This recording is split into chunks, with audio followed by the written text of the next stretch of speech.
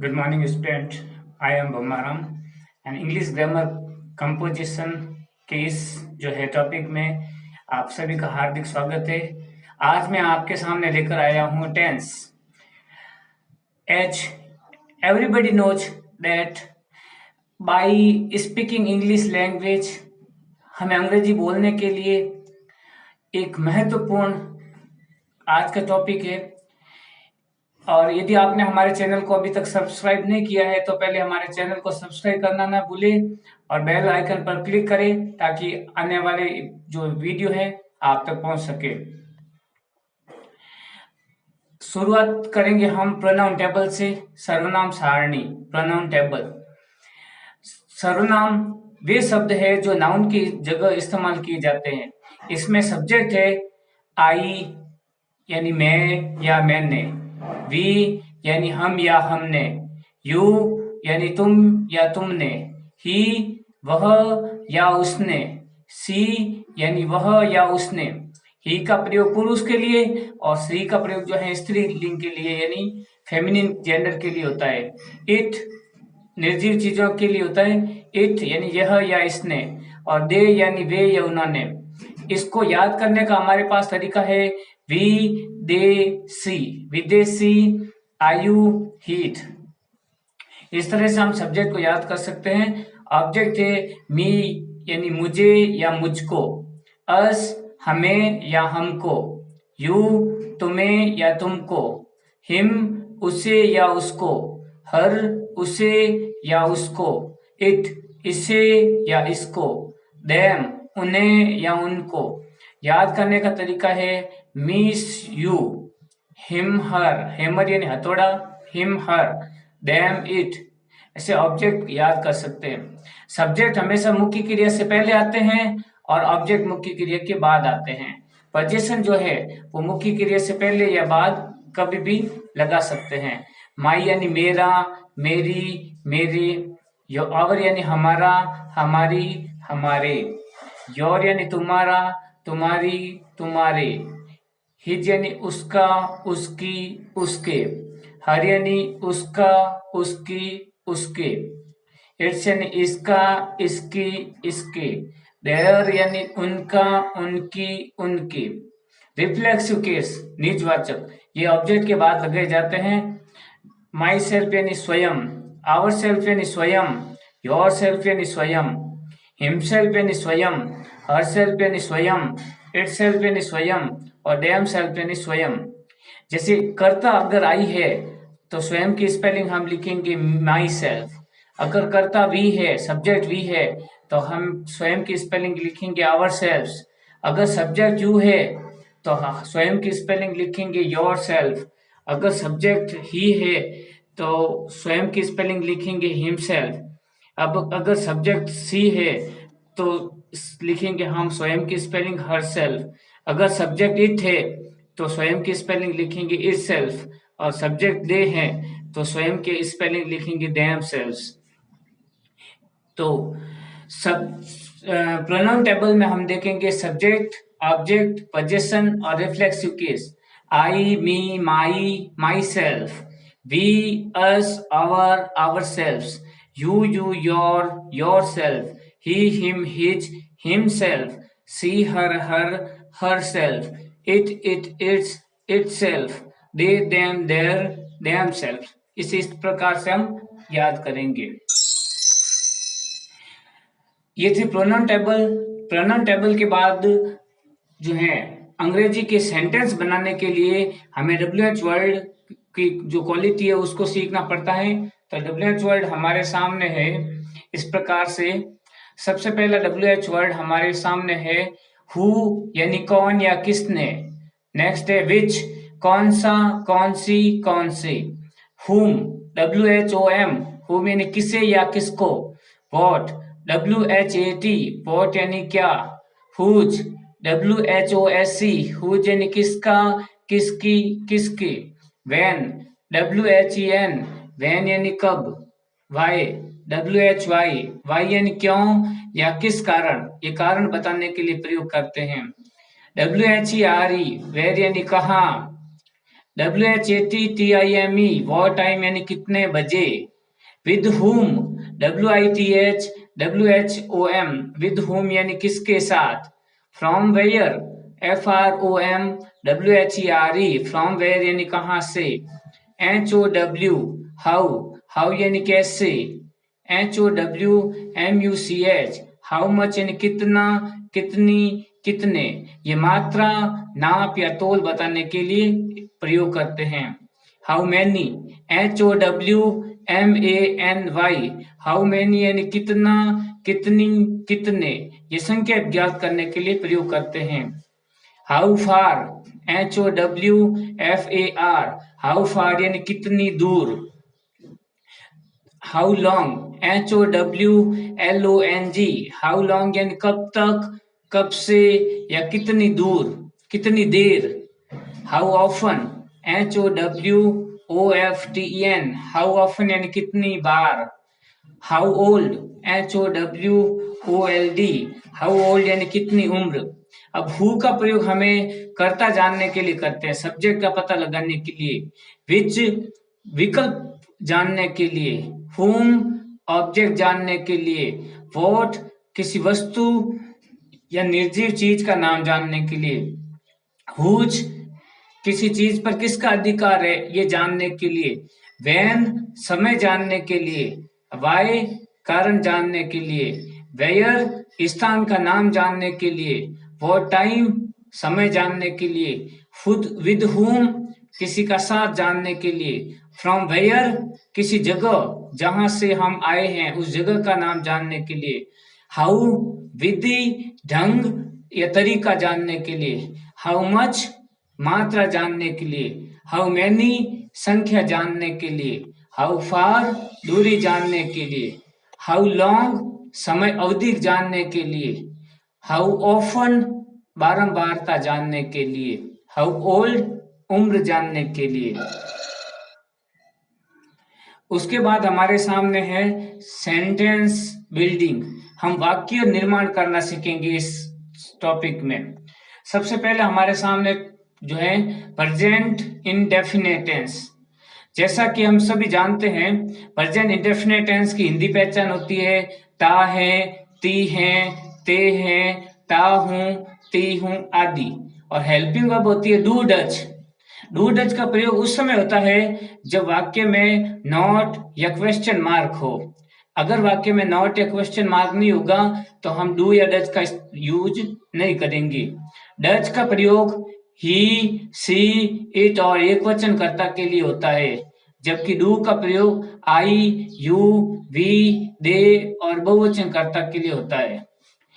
वाक्य जो है अफर्मेटिव, नेगेटिव, इंट्रोगेटिव और इंट्रोगेटिव नेगेटिव 4 प्रकार के वाक्य है। इन वाक्यों का हम अभ्यास करेंगे। वाक्य में subject, helping verb, main verb और ऑब्जेक्ट चाहिए। सबसे पहले वाक्य है मैं हमेशा एक पुस्तक पढ़ता हूं। I always read a book. Next वाक्य है हम कभी कभी घर जाते हैं।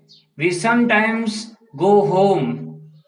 वह मुझे एक पेन कभी नहीं देता है। He never gives me a pen. Sita नियमित रूप से व्यायाम करती है। Sita takes exercise regularly. वे कभी कभार पियानो बजाते हैं। They seldom play piano. मेरे कक्षा अध्यापक हर शनिवार को कॉपी जांच करते हैं। My class teacher checks notebook every Saturday. प्रदूषण सामान्यतः शहरी इलाकों में बढ़ता है। Pollution generally increases in urban areas. वह हमें नहीं जानता है।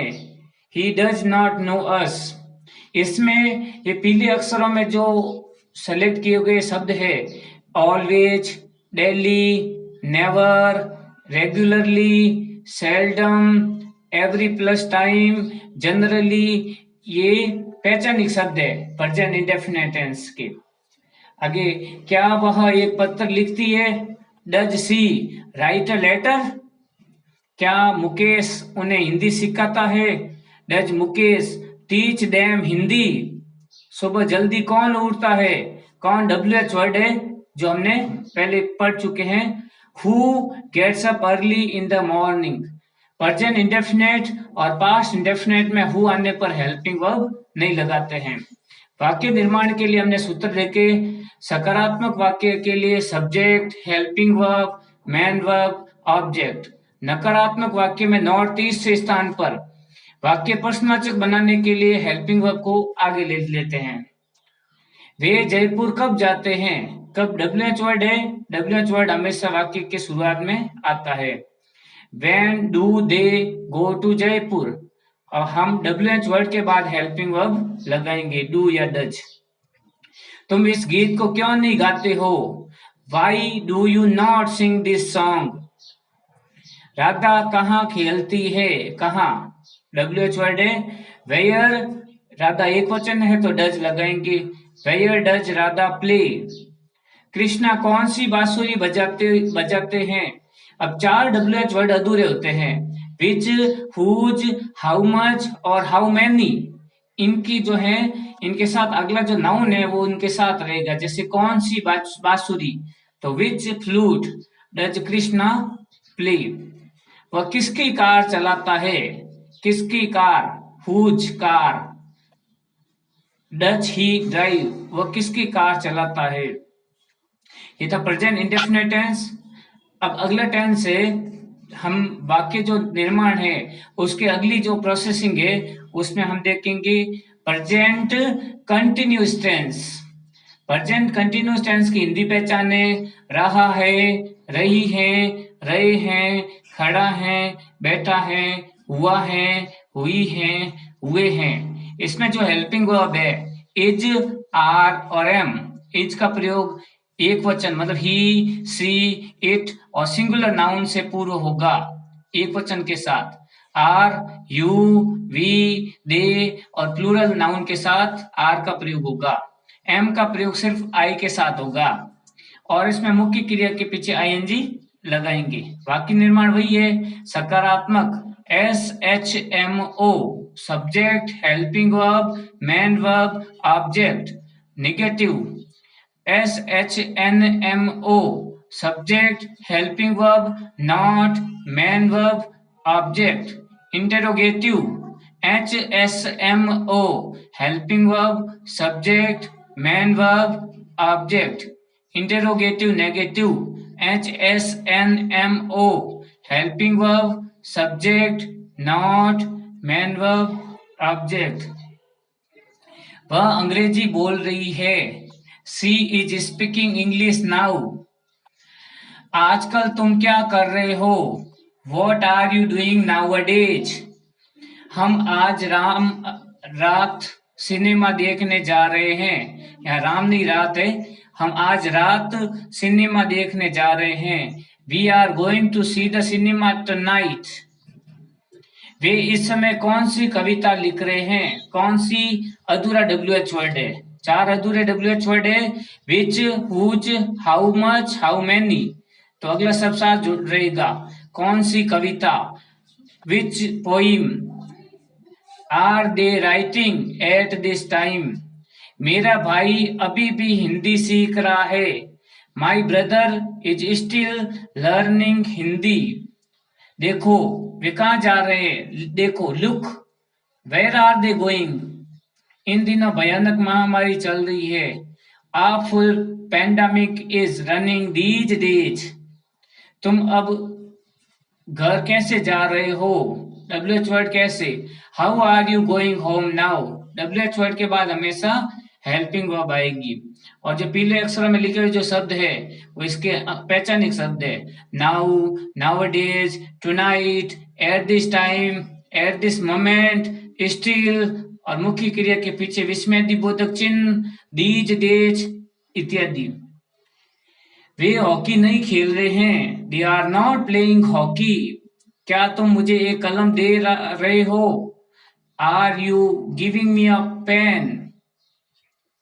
अगला वाक्य है, वह यहाँ क्यों आ रही है? Why is she coming here? वे जयपुर कब जा रहे हैं? कब WH वर्ड है तो हम शुरू में लिखेंगे When are they going to Jaipur? तुम कौन सी पुस्तक पढ़ रहे हो?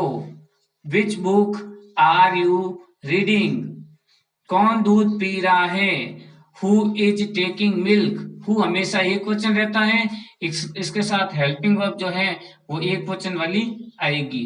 कृष्णा कितनी बार बांसुरी बजा रहे हैं, कितनी बार, how often is Krishna playing flute, play यानी खेलना, प्ले यानी बजाना, प्ले यानी चलाना और प्ले यानी निभाना। राम और श्याम कितने पतंग उड़ा रहे हैं, कितने पतंग, हम पतंग को गिन सकते हैं इसलिए हाउ मच नहीं हाउ मैनी आएगा। How many kites are Ram and Shyam flying. उसके बाद वाक्य निर्माण के इस जो है प्रोसेसिंग में हम अगला टेंस देखेंगे, present perfect tense.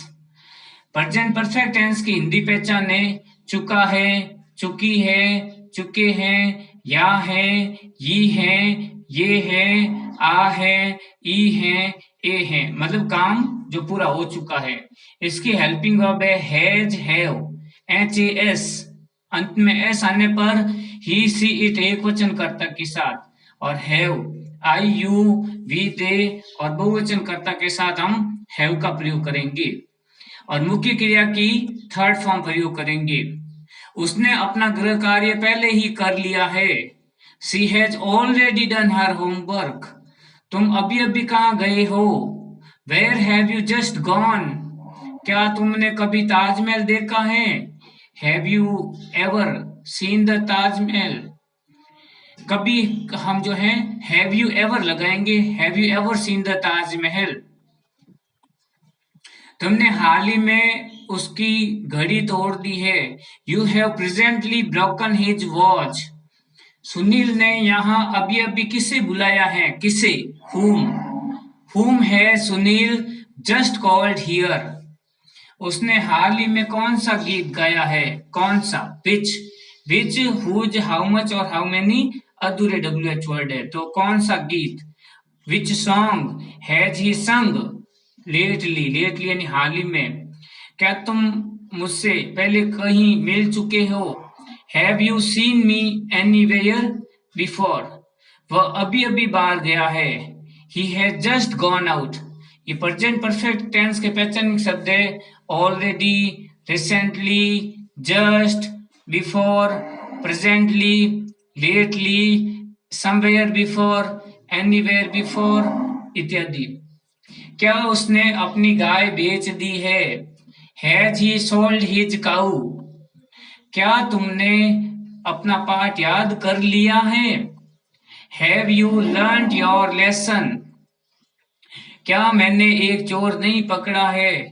Have I not caught a thief. कौन अपनी पुस्तक नहीं लाया है।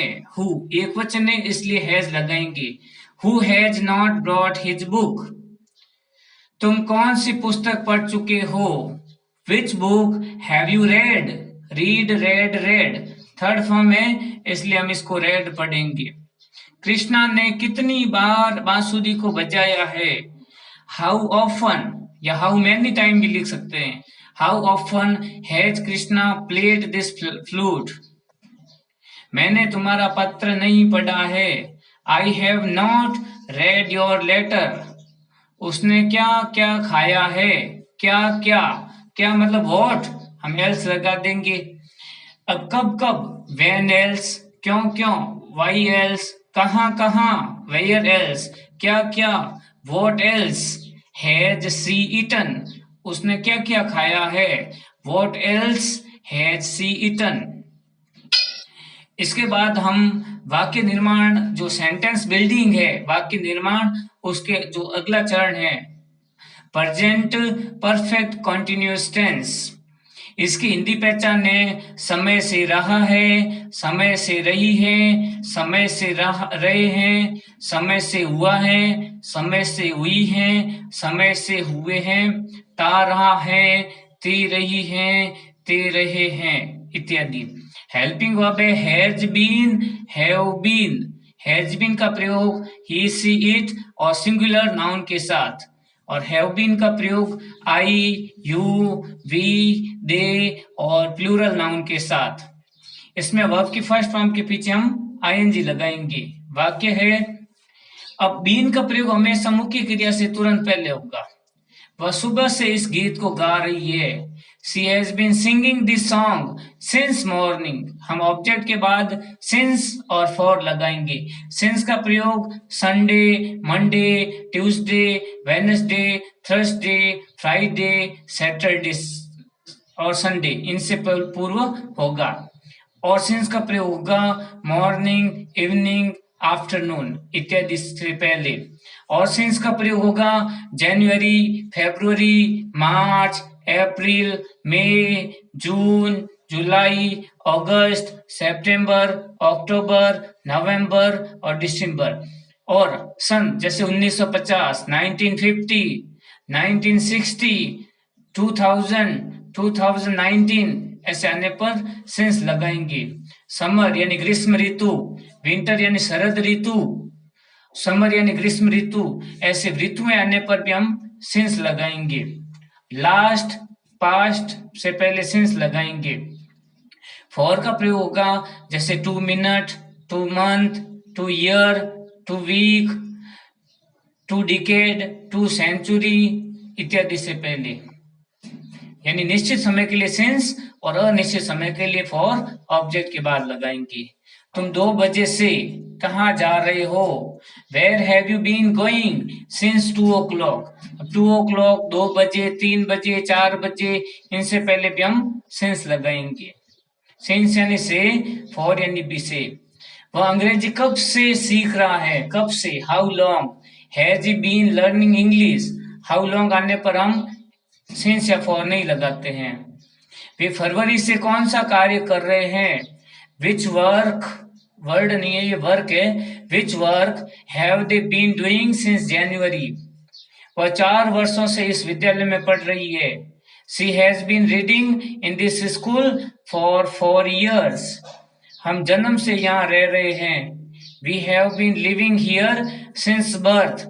इसके पहचानिक शब्द है since plus time, for plus time, all plus time और हाउ लॉन्ग। क्या वह 2 घंटे से कपड़े धो रहा है? Has he been washing clothes for 2 hours। Been हमेशा मुख्य क्रिया से तुरंत पहले रहेगा। क्या तुम सुबह से इस पत्र को लिख रहे हो? Have you been writing this letter since morning. क्या वे इस बाइक को 1 घंटे से धक्का दे रहे हैं? Have they been pushing this bike for an hour. कौन अपनी पुस्तक 2 बजे से नहीं ला रहा है? Who has not been bringing his book since 2 o'clock। तुम 1 महीने से कौन सी पुस्तक पढ़ रहे हो? Which book have you been reading for a month। Krishna इस बांसुरी को कब से बजा रहे हैं? कब से? How long. How long has Krishna been playing this flute.